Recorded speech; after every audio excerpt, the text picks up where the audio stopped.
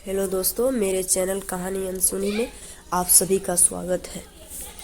कहानी का आज मैं फिर एक कहानी सुनाने जा रही हूँ जिसका नाम है कफन। मुंशी प्रेमचंद्र जी की कहानी है। तो कहानी स्टार्ट अब होता है। झोपड़े के द्वार पर बाप और बेटा दोनों एक बुझे हुए अलाव के सामने चुपचाप बैठे हुए हैं और आनंद बेटे की जवानी बीबी बुधिया प्रसव वेदना के पछाड़ खा रही थी। रह रह कर उसके मुंह से ऐसी दिल हिला देने वाली आवाज़ निकलती थी कि दोनों कलेजा थाम लेते थे। जाड़ों की रात थी। प्रकृति सन्नाटे में डूबी हुई। सारा गांव अंधकार में लय हो गया था। घीसू ने कहा, मालूम होता है बचेगी नहीं। सारा दिन दौड़ते हो गया, जा देख तो आ। माधव चिढ़ कर बोला, मरना ही तो है, जल्दी मर क्यों नहीं जाती? देख कर क्या करूं? तू बड़ा बेदर्द है बे। साल भर जिसके साथ सुख चैन से रहा, उसी के साथ इतनी बेवफाई। तुम मुझसे तो इतना तड़पना और हाथ पांव पटकना नहीं देखा जाता। चमारों का कुनबा था और सारे गांव में बदनाम। घीसू एक दिन काम करता तो 3 दिन आराम करता। माधव इतना कामचोर था कि आधे घंटे काम करता तो आधे घंटे भर चिलम पीता। इसलिए उन्हें कहीं मजदूरी नहीं मिलती थी। घर में मुट्ठी भर भी अनाज मौजूदा हो तो उनके लिए काम करने की कसम थी। जब 2-4 फाके हो जाते तो घीसू पेड़ पर चढ़कर लकड़ियां तोड़ लाता और माधव बाजार से बेच लाता। और जब वह पैसे रहते, दोनों इधर उधर मारे मारे फिरते। गांव में काम की कमी ना थी। किसानों का गांव था। मेहनती आदमी के दिल 50 काम थे, मगर इन दोनों को उसी वक्त बुलाते जब 2 आदमियों से एक काम पाकर भी संतोष कर लेने के सिवा और कोई चारा ना होता। अगर दोनों साधु होते तो उन्हें संतोष और धैर्य के लिए संयम और नियम की बिल्कुल ज़रूरत ना होती। यह तो इनकी प्रकृति थी। विचित्र जीवन का उनका घर में मिट्टी के 2-4 बर्तन के सिवा कोई संपत्ति नहीं। फटे चीथड़ों से अपनी नग्नता को ढांके हुए जिए जाते थे। संसार की चिंताओं से मुक्त, कर्ज से लदे हुए, गालियां भी खाते, मार भी खाते, मगर कोई गम नहीं। दिन इतने की वसूली की बिल्कुल आशा न रहने पर भी लोग इन्हें कुछ ना कुछ कर्ज दे देते थे। मटर आलू की फसल में दूसरों के खेतों में मटर या आलू उखाड़ लाते और भून भान कर खा लेते, या 10-5 ऊख उखाड़ कर लाते और रात को चूसते।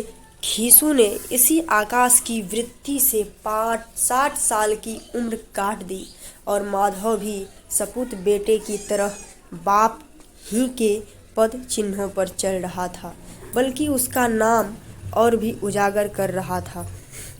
इस वक्त भी दोनों अलाव के सामने बैठकर आलू भून रहे थे, जो कि किसी खेत के खोद लाए थे। घीसू की स्त्री का तो बहुत दिन हुए देहांत हो गया। माधव का ब्याह पिछले साल हुआ था। सबसे यह औरत आई थी।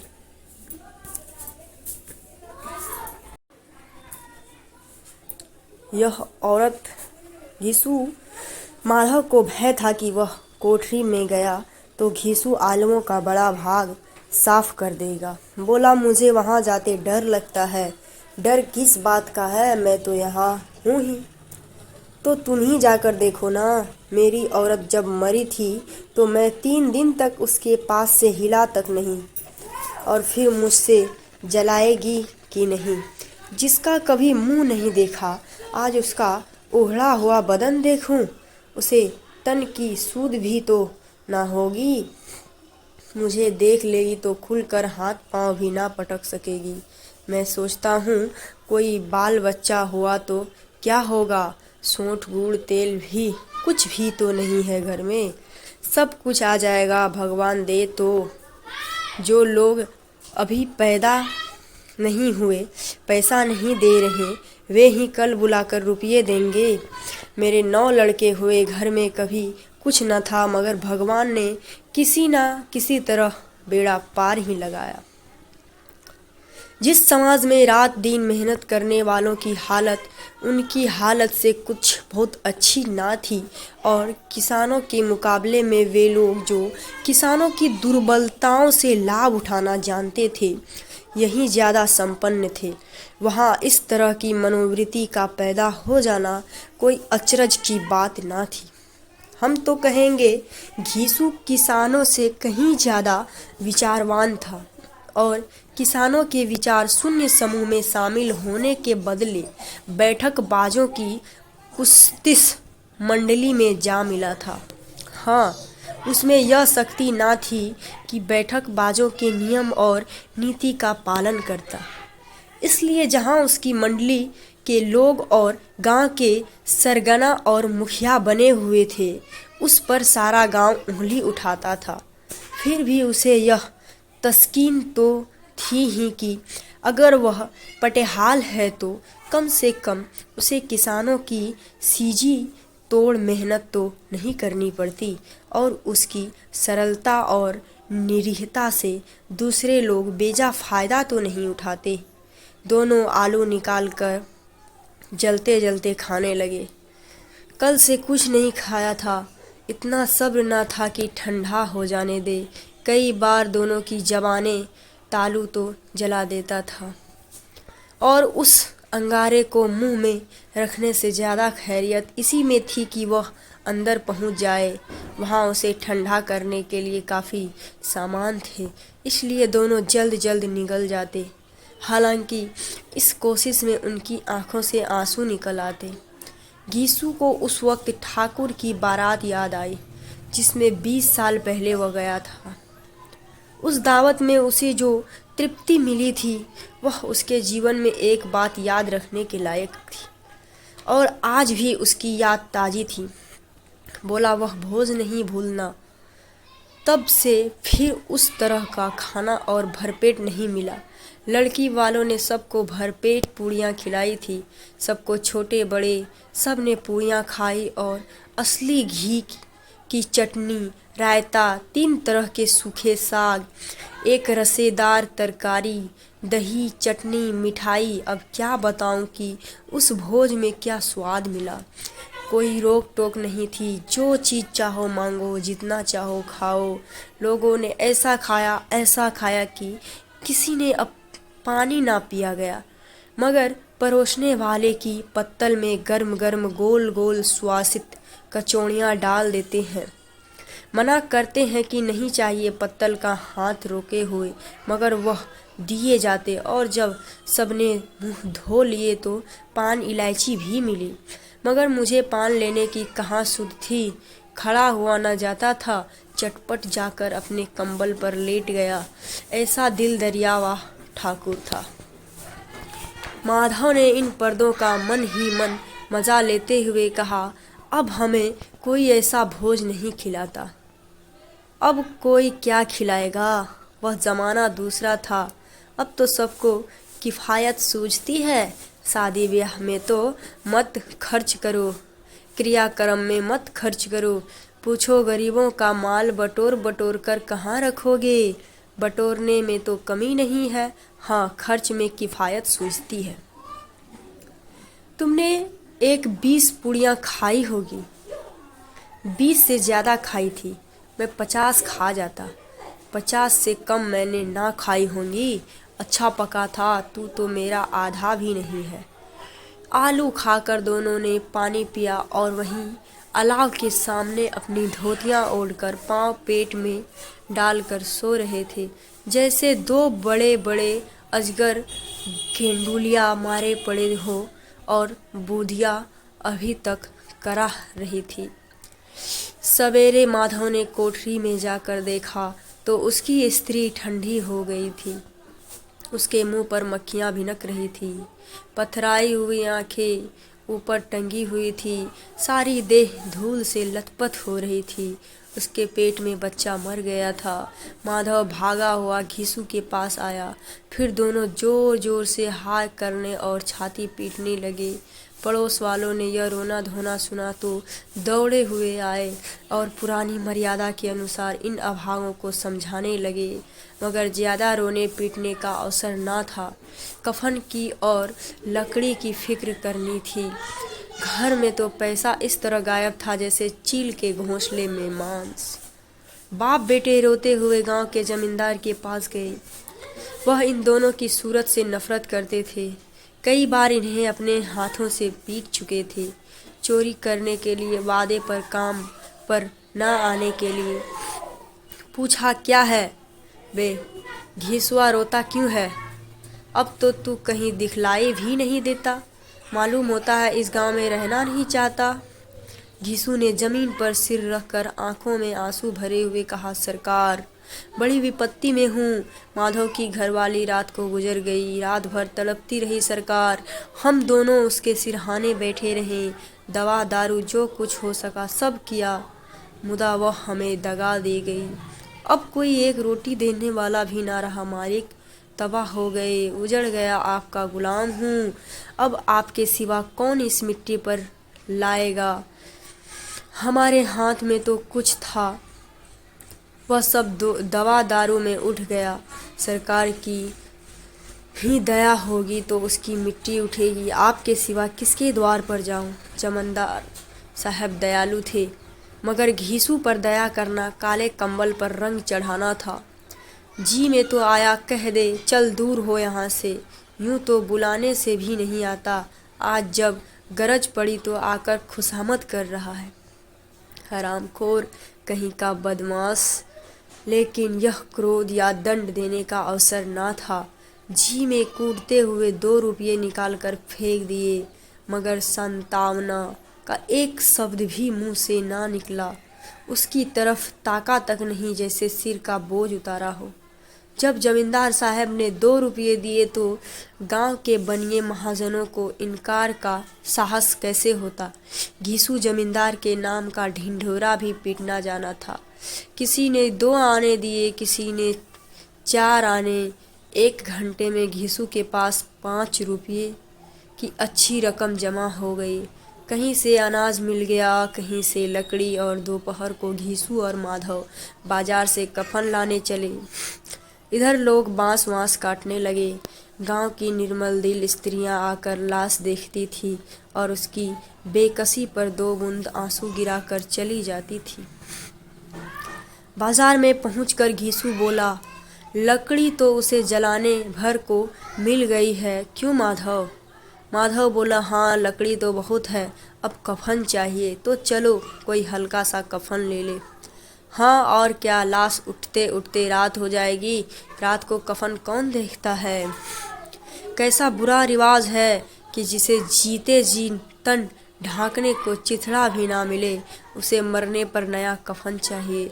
कफन लाश के साथ जल ही तो जाता है, और क्या रखा रहता है। यही 5 रुपये पहले मिलते तो कुछ दवा दारू कर लेते। दोनों एक दूसरे के मन की बात ताड़ रहे थे। बाजार में इधर उधर घूमते रहे।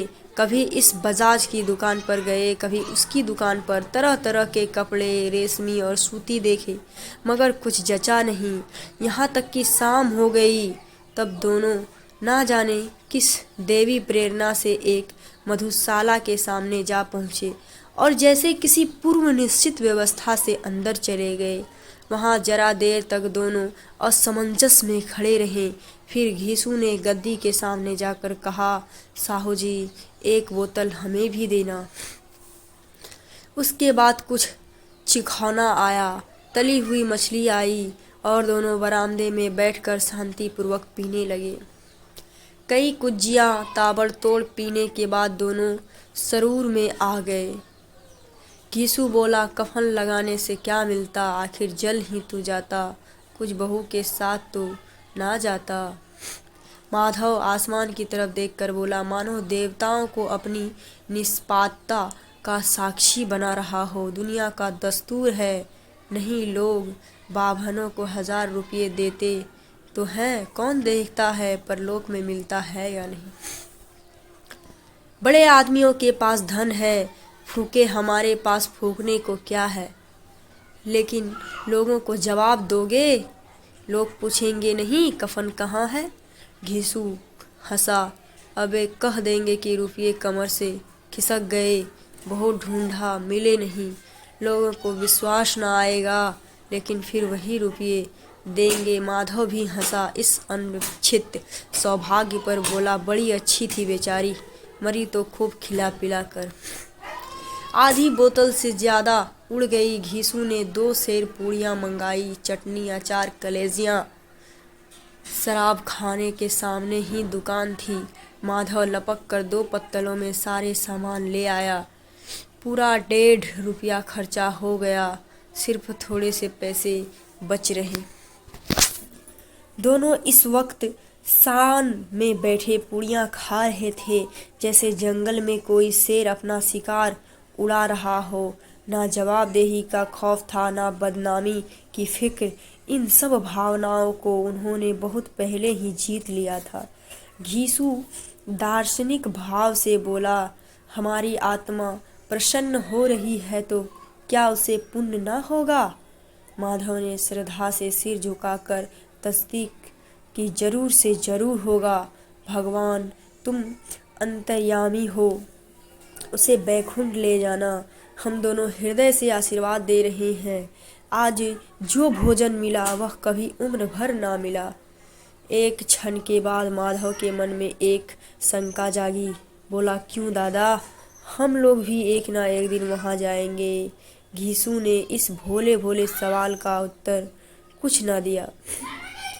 वह परलोक की बातें सोचकर इस आनंद में बाधा ना डालना चाहता था। जो वहाँ हम लोगों से पूछे कि तुमने हमें कफन क्यों नहीं दिया तो क्या कहोगे। कहेंगे तुम्हारा सिर पूछेगी तो जरूर। तू कैसे जानता है कि उसे कफन ना मिलेगा। तू मुझे ऐसा गधा समझता है। 60 साल क्या दुनिया में घास खोदता रहा हूँ। उसको कफन मिलेगा और बहुत अच्छा मिलेगा। माधव को विश्वास ना आया। बोला, कौन देगा। रुपये तो तुमने चट कर दिए। वह तो मुझसे पूछेगी, उसकी मांग में तो सिंदूर मैंने डाला था। कौन देगा, बताते क्यों नहीं। वही लोग देंगे जिन्होंने अब की दिया। हाँ, अब के रुपये हमारे हाथ ना आएंगे। ज्यों ज्यों अंधेरा बढ़ता था और सितारों की चमक तेज होती थी, मधुशाला की रौनक भी बढ़ती जाती थी। कोई गाता था, कोई डिंग मारता था, कोई अपने संगी के गले लिपट जाता था, कोई अपने दोस्त के मुंह में कुल्हड़ लगाए देता था। वहाँ के वातावरण में सरूर था, हवा में नशा। कितने तो यहाँ आकर एक चुल्लू में मस्त हो जाते थे। शराब से ज्यादा यहाँ की हवा उन पर नशा करती थी। जीवन की बाधाएं यहाँ खींच लाती थी और कुछ देर के लिए यह भूल जाते थे कि वे जीते हैं या मरते हैं, या ना जीते हैं ना मरते हैं। और यह दोनों बाप बेटे अब भी मजे लेकर चुस्कियां ले रहे थे। सबकी निगाहें इनकी ओर जमी हुई थी। दोनों कितने भाग्य के बली हैं। पूरी बोतल बीच में है। भरपेट खाकर माधव ने बची हुई पूड़ियाँ का पत्तल उठाकर एक भिखारी को दे दिया, जो खड़ा इनकी ओर भूखी आंखों से देख रहा था। और दोनों ने गौरव, आनंद और उल्लास से अपने जीवन में पहली बार अनुभव किया। घीसू ने कहा, ले जा, खूब खा और आशीर्वाद दे। जिसकी कमाई है वह तो मर गई, मगर तेरा आशीर्वाद उसे जरूर पहुँचेगा। रोए रोए से आशीर्वाद दो, बड़ी गाढ़ी कमाई से पैसे हैं। माधव ने फिर आसमान की तरफ देखकर कहा, वह बैकुंठ में जाएगी दादा, बैकुंठ की रानी बनेगी। घीसू खड़ा हो गया और जैसे उल्लास की लहरों में तैरता हुआ बोला, हाँ बेटा, बैकुंठ में जाएगी। किसी को सताया नहीं, किसी को दबाया नहीं, मरते मरते हमारी जिंदगी की सबसे बड़ी लालसा पूरी कर गई। वह ना बैकुंठ जाएगी तो क्या मोटे मोटे लोग जाएंगे, जो गरीब के 2 दोनों हाथों से लूटते हैं और अपने पाप के धोने के लिए गंगा में नहाते हैं और मंदिर में जल चढ़ाते हैं। वह आंखों पर हाथ रखकर रोने लगे। चीखे मार मार कर घीसू ने समझाया, क्यों रोता है बेटा? खुश हो कि वह माया जाल से मुक्त हो गई, जंजाल से छूट गई। बड़ी भावना थी जो इतनी जल्दी माया मोह के बंधन तोड़ दिए। और दोनों खड़े होकर गाने लगे, ठगिनी क्यों नैना छमकावे ठगिनी। पियक्कड़ों की आंखें इनकी ओर लगी हुई थी और यह दोनों अपने दिल में मस्त गाए जाते थे। फिर दोनों नाचने लगे, उछले भी, कूदे भी, गिरे भी, मटके भी, भाव भी बताए, अभिनय भी किए और आखिर